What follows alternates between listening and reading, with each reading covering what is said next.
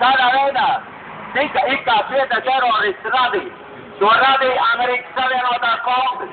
Un konkrēti, tajā brīdī, kad Padomju Savienība bija Afganistānā, Amerikas Savienoto valstu militārie spečuki apmācīja vietējos, kā cīnīties pret sovietiem. Un tātad, lūk, dotajā momentā viņi grāb ārā to, ko ir apmācījuši. Un galu galā ir jautājums, ko amerikāņi tur dara. Varbūt nevis teroristu meklējumos, bet gan naftā. Mums ir kontakts arī ar Amerikas topošu cilvēkiem, kam ir antiglobālistisks uzskati, kur atsūtīja informāciju konkrēti, ka Amerika patērē naftas produktus daudz vairāk nekā pati ražo. Tātad jautājums, kur viņi to dabū? Es domāju, ka jūs pats to saprotat. Pēc tam ir brīdinājums presē tādā ziņā, ka mums tika atsūtīts sekojošs vēstules. Jā, tas tika pie jums pēcniecības būs pilnīgi vietā. Taisni riet, ka viņi muļķo šo pasauli ar savām pasakām par cīņu pret terorismu.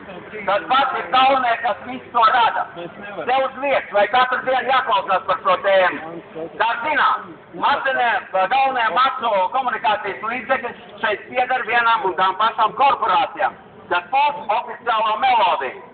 Atklāti sakot, nav liels atšķirības no tā, kad tur bija PSRS, kur visu diriģēja Kremlis un veidoja masu izglītošanu.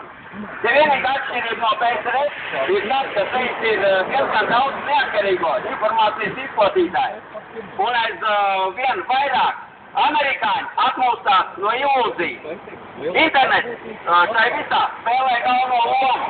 Tādēļ nav jābrīnās, ka viens no globālisma sponsorētājiem, senators John Rockefeller, izvirzīja senātam apstiprināšanai ideju par internetu padarīšanu drošāku. Senāts Bill X773, Cyber Security Act, kas tika ieviest, lai padarītu valdības iestādes drošāk no internetu teroristiem, dorsīm hakeriem.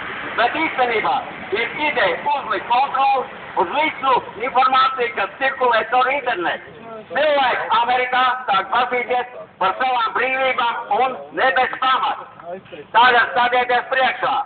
Ja tas notiks Amerikā, kas būs Latvijā? Latvijā tas būs vēl stingrāk un būs totalitāra kontrola. Paldies!